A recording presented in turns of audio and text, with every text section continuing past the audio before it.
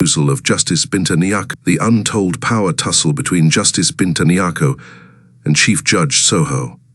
It is already public knowledge that after the willful recusal of Justice Binta Nyako from the case of Mazi Nnamdi Kanu, the leader of IPOB, on September 24, 2024, and subsequent revert of the case file to the Chief Judge Office, the Nigerian Chief Judge of the Federal High Court, John Tehemba Tsoho, has reassigned the case to her office with the reason that too many judges has been recused from the case, and Mrs. Nyako has become the most experienced judge, with regards to her familiarity and precedence over the case for a very long period of time. This is obviously a breach to the interest of both Mrs. Justice Nyako and Mazi Nnamdi Kanu, who came to the final realization and understanding that their path and fate in the years-long legal altercation has come to conclusive, or rather subjective end, and both parties must move on, and let the other seek remedy and peace from some other sources. From all indications, it is safe to say that Mrs. Nyako would be the most elated person on earth after the event turnout of September 24, 2024.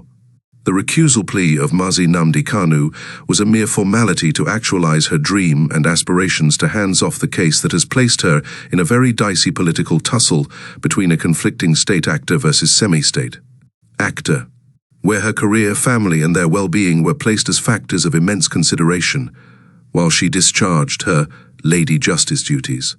The corruption case of her son and husband became her Achilles heel, as she is forced to do the bidding of the federal government in return for their assured safety and protection from exposure and merciless prosecution. Nevertheless, this seemingly joyous, momentous relief for Mrs. Nyako was cut short, as the federal government, through the medium of the Federal High Court Chief Judge, her direct superior, returned the case file to her desk. The federal government appears to have no other strategy to apply with the case of Mazi Nnamdi Kanu, the IPOB movement under his leadership, other than to blackmail their way out.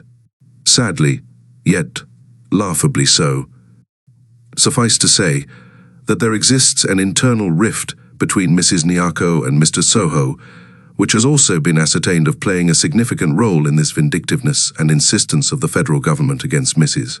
Nyako to continue manning and stemming the tide in the case of Mazi Nnamdi Kanu and the Nigerian government.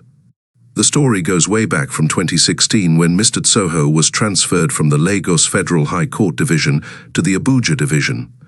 Family Writers Press International learnt his transfer in Federal High Court field of the FCT, Abuja, was designed by the former president, Muhammadu Buhari, and its sole aim was to facilitate the speedy conviction of Mazi Nnamdi Kanu, whom had been arrested in Lagos the previous year, 2015, and whom had been subsequently cleared of any guilt and discharged by Justice Ademola, a resolution the Nigerian State Secret Police Department of State Services, at the behest of executive orders from the president, refused to comply with. Our source revealed that Justice Tsoho, in exchange for his emergency uprooting from his juicy position in Lagos, where he enjoyed in luxury, vied and struck a deal with the Attorney General of the Buhari's administration, Abubakar Malami, for the position of the Chief Judge of the Federal High Court, Abuja, as a compensation for the tedious task in question, to ensure Nnamdi Kanu is officially and legally put behind bars. And this was irrespective of his lower ranking to his superior, Mrs. Nyako, who was already in the bench and expectedly was to become the next Chief Judge of the Federal High Court. Mrs. Binta Nyako reportedly protested against the move, as that was against protocol, yet to no avail. Coupled with the fact her promotion to the Supreme Court of Appeal has been withheld a number of times. In addition, with regards to the corruption case of her husband and son, her possible transfer to her home state, Adamawa State, to become the state chief judge, was foiled and resisted with a plethora of signed petitions. Eventually, after the death of Justice Kafarati, who was responsible for the proscription and outlawing of IPOB in Nigeria, and gave the Nigeria military the leverage to move on with their extrajudicial crackdown against unarmed civilians and agitators of the IPOB movement, John Tsoho was elevated to become Chief Judge of the Federal High Court against the very orderly protocol set by the Nigerian judiciary system, which would have rightfully placed Binta Nyako at the successor's position. This bitterness and vindictiveness against Mrs. Nyako by the powers that be turned her into a mere vassal, or rather an unconscious lackey. This explains why she honorably concurred with the recusal request of Mazi Nnamdi Kanu and why the case was immediately reverted back to her. Justice Binta Nyako is not only being blackmailed by the Nigerian government with the unruly records of her family members, but has also become a hostage in the hands of the state. The swift reversion of the case to her desk can be deduced to be a subtle threat behind the scene by the government to compel her to fall in line or face further consequences. This also explains why, since after September 24, 2024, Mazi Nnamdi Kanu has been kept out of reach from the outside world, including his legal representatives. The government is doing everything possible to inflict punishment for the embarrassment which they received as a result of the events of that day. It must be stated that not only has Mrs. Nyako's family been marked for total destruction, but also her career has been set up as sacrificial lamb for the case of Mazi Nnamdi Kanu. Whether the federal government succeeds or not does not really matter. An expendable has been selected to take the fall, and all attempts made by the selected to save themselves will be fiercely resisted. How the case will go from here is left to be seen.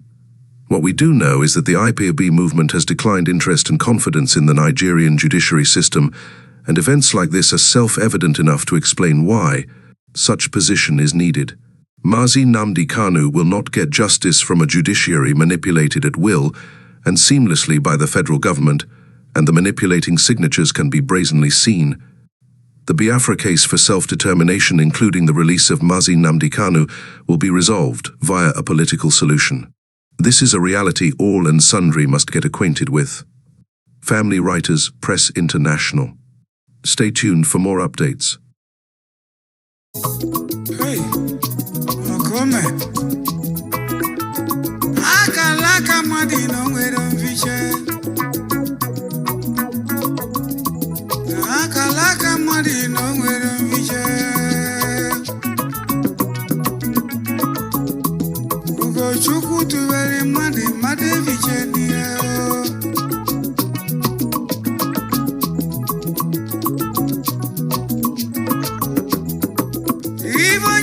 Meko bodoji we malioyo.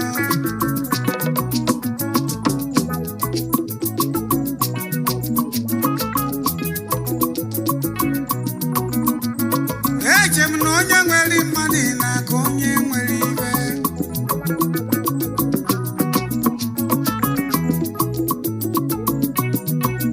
Ebu bulane swana kuo.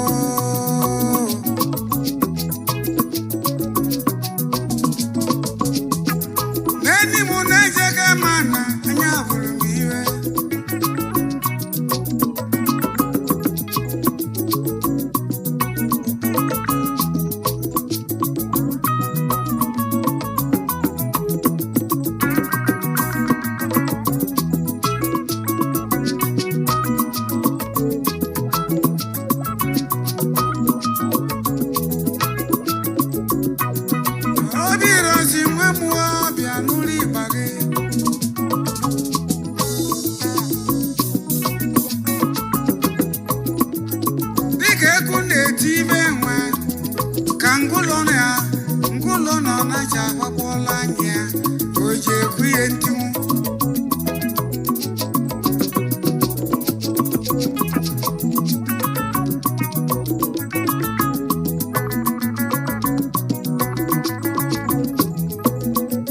namusi magu namusi